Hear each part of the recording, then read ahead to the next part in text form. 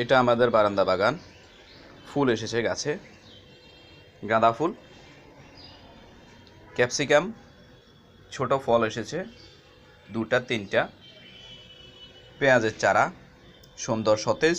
এখান থেকে পাতা কেটে মাঝে মধ্যে রান্নার কাজে ব্যবহার করা হয়। এটা হচ্ছে আঙ্গুর গাছ, এখনো ফল আসেনি, আসবে। এখানে কিছু ফুল আছে, ক্যাপসিকাম আরেকটা, সাথে অ্যালোভেরা। এখানে আছে বোম্বাই মরিচ, কাগজি লেবু। এখন মাত্র একটি ফল দেখা যাচ্ছে।